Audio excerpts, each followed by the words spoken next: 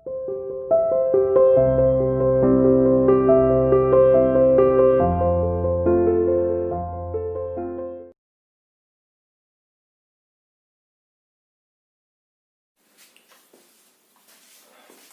students, I hope everyone is fine there.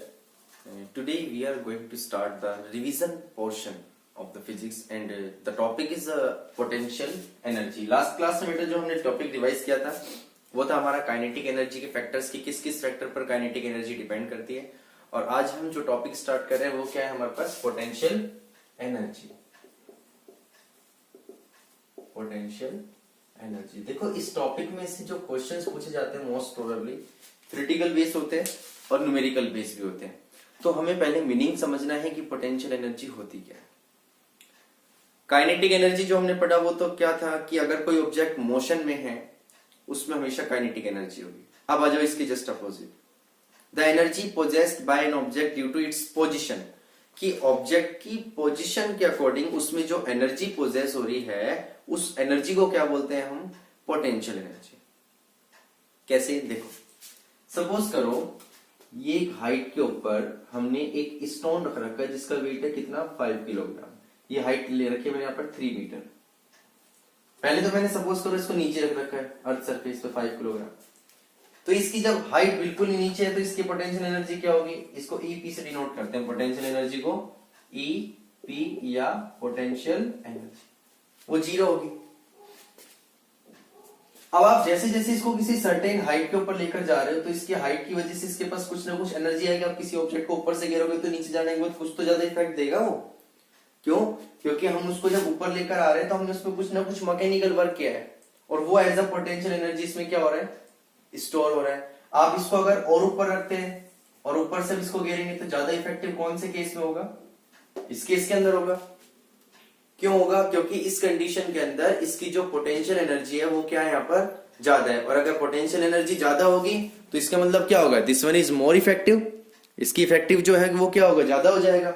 अब इसी से देखो फॉर्मूला बनता है यहाँ पर, पोटेंशियल एनर्जी का जो फॉर्मूला होता है वो क्या होता है, mgh। This is a formula which is used to find out the potential energy। m किसको रिप्रेजेंट कर रहा है यहाँ पर, m रिप्रेजेंट कर रहा है मास ऑफ द बॉडी, कि उस बॉडी का मास कितना है या कोई भी ऑब्जेक्ट जो हम यूज कर रहे हैं उसका मास कितना है। g रिप्रेजेंट कर रहा है यहाँ पर एक्सीलरेशन ड्यू टू ग्रेविटी और h रिप्रेजेंट कर रहा है यहाँ पर vertical height through which the body is lifted, कि कितनी हाइट तक हम ऑब्जेक्ट को लेकर जा रहे हैं उस पर डिपेंड करता है। अब तीनों के तीनों फैक्टर्स ऐसे हैं जिसके ऊपर पोटेंशियल एनर्जी डायरेक्टली प्रोपोर्शनल है। If we increase the mass potential energy will also increase. अगर कोई ऑब्जेक्ट लिया मैंने, एक तो 3 किलोग्राम का ऑब्जेक्ट ले रखा है और एक मैं ले रहा हूं 10 किलोग्राम का ऑब्जेक्ट, भाई तो 3 किलो का कोई पत्थर ऊपर से गिर रहा हूं मैं और एक 10 किलो का पत्थर ऊपर से गिर रहा हूं, तो सबसे ज्यादा इफेक्टिव कौन सा होगा, जो 10 किलोग्राम का है। क्यों, क्योंकि उसका मास ज्यादा हो गया। मास ज्यादा हुआ तो पोटेंशियल एनर्जी भी क्या हो जाएगी, उसकी ज्यादा हो जाएगी। अब बात करते हैं अगर हाइट की, जितनी ज्यादा हाइट पर हम किसी ऑब्जेक्ट को लेकर जाएंगे उतनी ही ज्यादा उसमें क्या पोजेस होगी बेटा, potential energy. So this is the formula of potential energy. और अगर आपसे पूछे जाए कि फैक्टर कौन कौन से हैं जिसके ऊपर पोटेंशियल एनर्जी डिपेंड करती है तो आप कौन कौन से फैक्टर बताएंगे, मास, एक्सीलरेशन ड्यू टू ग्रेविटी और दूसरा हाइट ऑफ द ऑब्जेक्ट, जितनी हाइट तक हम उस ऑब्जेक्ट को पुल कर रहे हैं, ऊपर लेकर आ रहे, लिफ्ट कर रहे हैं। अब कितने टाइप्स की पोटेंशियल एनर्जी होती है वो देखो। फर्स्ट हम ले रहे इसके अंदर elastic potential energy, second one is gravitational potential energy. इन दोनों को समझना ध्यान से, इलास्टिक पोटेंशियल एनर्जी क्या होती है और ग्रेविटेशनल पोटेंशियल एनर्जी क्या होती है। The energy possessed by an object due to change in the shape of an object, object की शेप चेंज होने की वजह से जो उसमें एनर्जी स्टोर हो रही है उसको क्या बोलते हैं हम, इलास्टिक पोटेंशियल एनर्जी।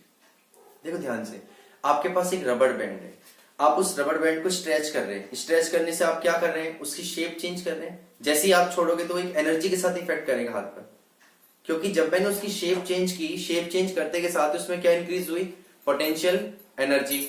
और पोटेंशियल एनर्जी किसकी वजह से स्टोर हो रही है उसके अंदर, उसकी शेप की वजह से। That is the elastic potential energy.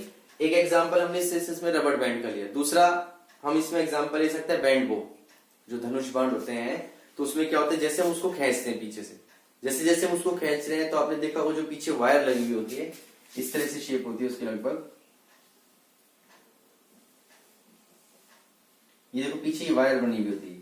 इसके अंदर जैसे हम किसी भी बो को लगाते हैं तो उसके अंदर क्या हो रही है, शेप चेंज हो रही है। जैसे जैसे स्ट्रेच होगी उसके अंदर क्या इंक्रीज होगी, यहाँ पर इसकी शेप चेंज होते के साथ ही इसके अंदर हम पोटेंशियल एनर्जी को स्टोर कर रहे हैं। और जब हम इसको रिलीज करते हैं तो ये जो बो है ये क्या जाएगा, मोशन के अंदर जा रहा है। मींस जितनी हमने इसके अंदर पोटेंशियल एनर्जी इंक्रीज की थी वो सारी की सारी किसमें चेंज हो गई, अब काइनेटिक एनर्जी के अंदर। तो यहां पर भी जो एनर्जी वेरिएशन हो रहा है किसकी वजह से हो रहा है, change in the shape of the object. ये जो धनुष है हम उसकी शेप चेंज कर रहे हैं, शेप चेंज करने से उसमें जो एनर्जी स्टोर हो रही है this is the potential energy. और जब हम उसको रिलीज कर रहे हैं then this potential energy convert into kinetic energy. Same अगर हम दूसरा एग्जांपल ले इसके अंदर, जैसे गुलेल। जब आप गुलेल को पीछे से स्ट्रेच करते हैं, स्ट्रेच करने से हम क्या कर रहे हैं, उसकी शेप को चेंज कर रहे हैं। क्योंकि जैसे हम उसकी शेप चेंज कर रहे हैं उसके अंदर क्या इंक्रीज हो रही है, potential energy. This is also the example of potential energy. तो देखो जितनी मैंने आपको बताया अभी, जैसे कि हम रबड़ को स्ट्रेच कर रहे हैं या धनुष बाण को हम स्ट्रेच कर रहे हैं, गुलेल को स्ट्रेच कर रहे हैं, इन सब में जो एनर्जी स्टोर हो रही है this is the potential energy.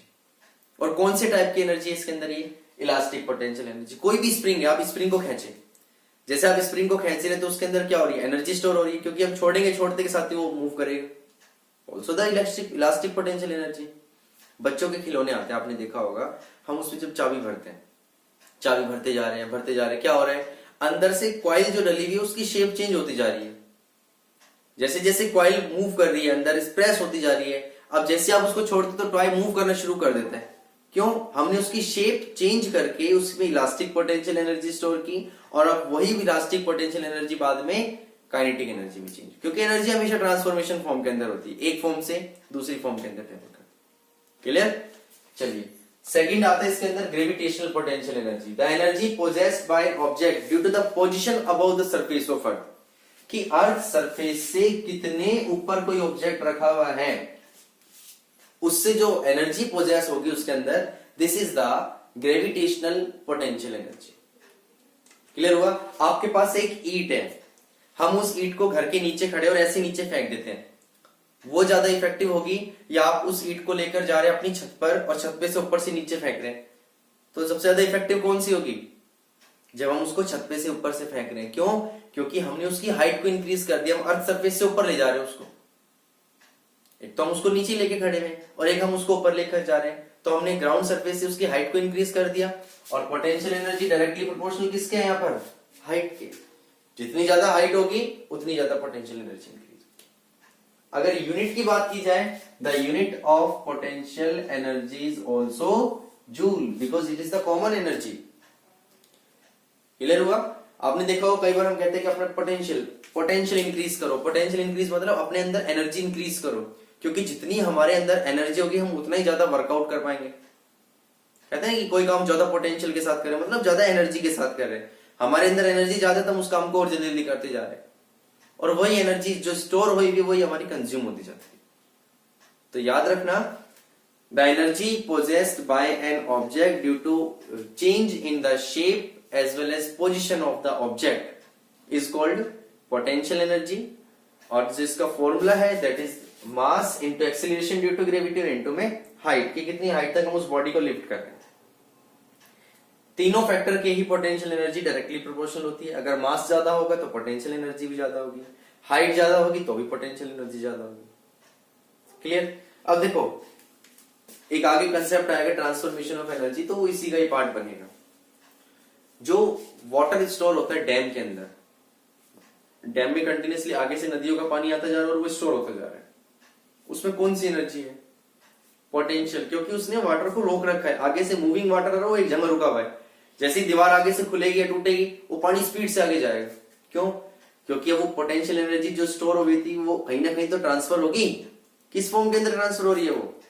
Kinetic energy की फॉर्म में। क्लियर? चलो इसका एक न्यूमेरिकल देखते हैं पोटेंशियल एनर्जी का।